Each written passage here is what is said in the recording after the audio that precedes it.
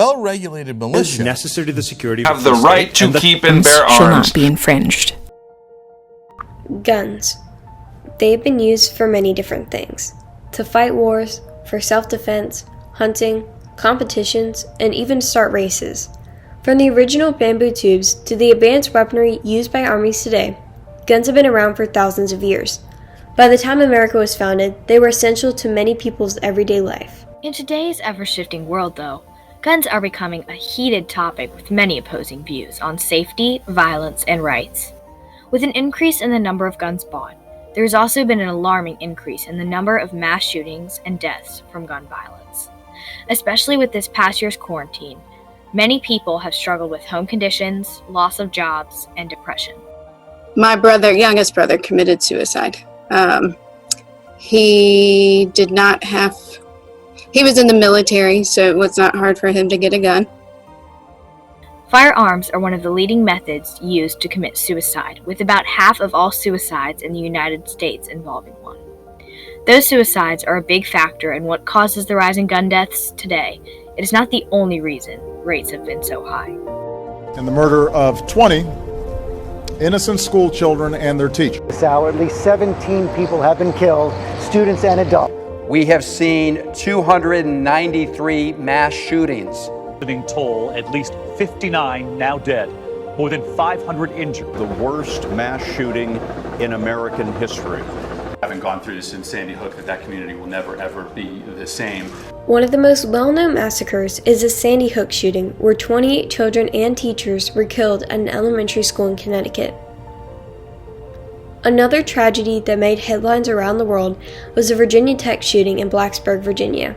Brooke Kistner was there the day it happened, as were countless other students starting their fall semester on campus.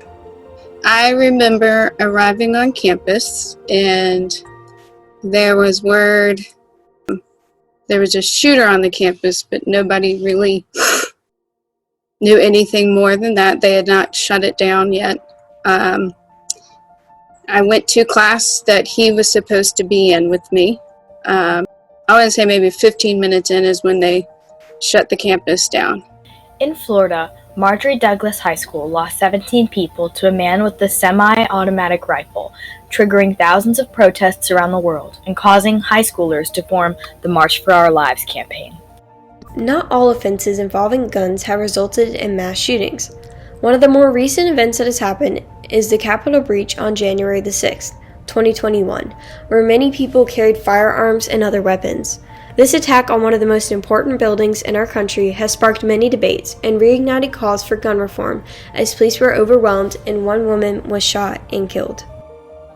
Reinforced my inclination towards gun safety and gun control. There's no reason folks should have had automatic assault weapons anywhere, quite frankly, much less on the Capitol grounds. Gun laws have been constantly evolving for years as we continue to change and interpret the Constitution and the Bill of Rights for ourselves. Maryland, New Jersey, California, and Virginia all have a law restricting the purchase of more than one gun a month. In 1993, that law passed, and it was not found to control crime. The reason it was passed back then was to supposedly keep firearms from being bought in Virginia, being sold in places like New York and New Jersey that have tighter gun control laws. There are many different debates on whether they violate people's rights and the effectiveness of these laws. When laws aren't being properly enforced, or the crimes they're not being held responsible for their crimes, it doesn't make a difference how many laws that you have. Some argue that illegal purchasing of guns and loopholes in the laws and restrictions, both state and federal, are responsible for the gun-related deaths in today's society. Many, but not all, crimes have involved guns, and a lot of those used were part of a bulk gun purchase, many sold illegally without background checks or a license. There are many organizations, lawmakers, and citizens who believe that our country needs tighter laws.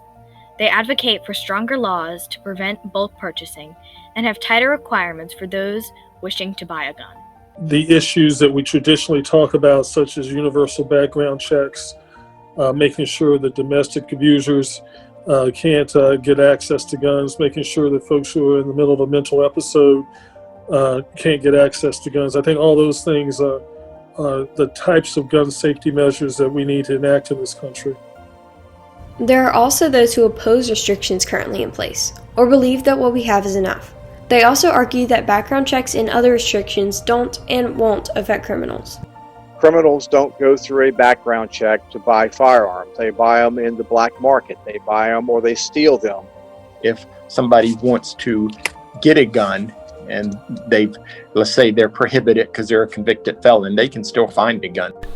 Guns have been in a tug of war for years as people argue over rights, safety, and law. We want our new president and Congress to address this major issue and help fix the many problems that plague the United States today. It is an individual right, not a corporate right, not related to a militia. You have an individual right to own a weapon both for recreation, for hunting, and also for your self-protection.